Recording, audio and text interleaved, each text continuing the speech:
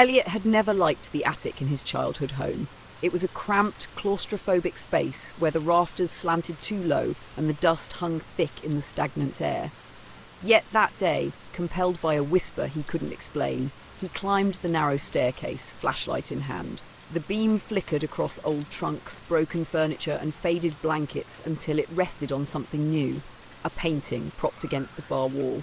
The canvas was large, older than the house itself, its frame ornate but cracked. A man stood in the portrait, a stern figure with a sharp widow's peak, cold eyes that seemed to follow Elliot's every movement. The background was a swirling storm of dark blues and greys, as if the world behind him was in chaos. As Elliot approached, the air grew dense, the faint smell of linseed oil mixing with something metallic, like rust and old blood. He reached out, fingertips brushing the cracked varnish, and the paint rippled beneath his touch. His breath caught. The eyes of the man shifted, not just moved, but changed. The pupils shrank, a faint pulse like a heartbeat behind the glassy black. A voice whispered, not from the man, but from inside the attic walls. "Do you see the frame?" Elliot staggered back, knocking over a wooden crate. His flashlight's beam darted wildly, catching glimpses of more paintings, stacked, leaning, hidden under sheets. The attic seemed endless now, and shadows writhed at the edges of his vision. "Do you see the frame?" the whisper repeated, weaving into the groan of the old house. He focused on the portrait. The man's lips parted slowly, revealing teeth stained dark red as if dipped in dried paint.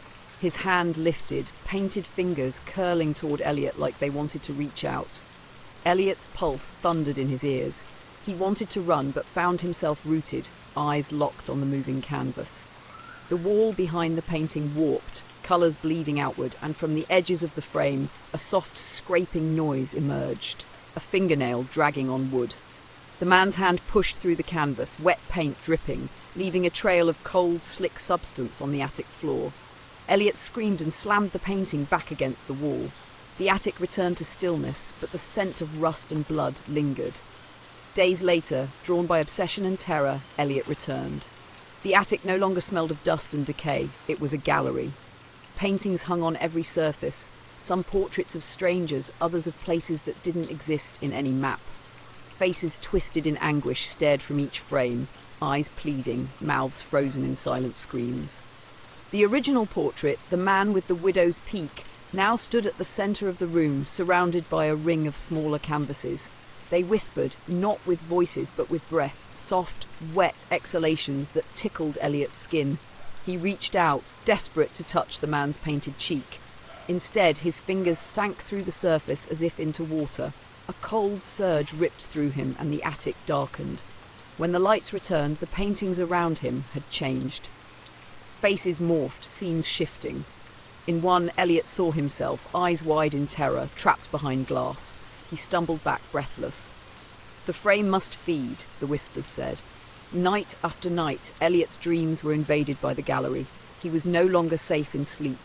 Painted hands clawed at him from beneath his bed, whispers called from cracked mirrors, and the scent of wet paint haunted every breath. One night, the attic door creaked open on its own. The flashlight flickered on the floorboards, illuminating the portrait once more. The man's eyes burned bright crimson. Elliot climbed the ladder, heart pounding. The painting's surface rippled violently as if alive. The man reached out fully this time, gripping Elliot's wrist with painted fingers, cold as death. The world blurred, the attic melting into the swirling storm behind the man. Elliot was pulled inside the frame. Inside the painting, Elliot found himself in a vast circular chamber. The walls were canvases, shifting endlessly, their scenes alive with movement. Faces twisted in agony and fear floated in and out of existence. The man with the widow's peak stood nearby, watching with a cruel smile. Elliot tried to run, but the floor beneath him was painted canvas, soft and pliant. Painted hands burst through, grasping at his legs, whispering pleas to turn them back to let them sleep. A painted door appeared, glowing faintly in the shadows. Elliot ran through it, stumbling into a painted hallway stitched from hundreds of mismatched artworks, each depicting different versions of himself. The painted hallway coiled like a living shell. Above, massive eyes blinked from the darkness. Faces behind the walls moved, some sewn shut, others screaming in silence. Elliot reached a cathedral-like chamber filled with floating paintings. They were prisons, trapped souls layered beneath paint, pounding silently. The Watcher, the man with the widow's peak, was no longer just paint. He flickered between flesh and brushstroke, a terrifying blend. He spoke in every voice at once. The frame is the gateway, but the frame must feed. The paintings reached for Elliot, screaming warnings. Then a tear opened in the wall, a wound revealing a white void beyond. From it stepped a figure wrapped in cracked canvas, holding a jagged shard of mirror. The canvas figure hurled the mirror shard at the Watcher. It struck, unravelling him into ribbons of paint and trapped faces.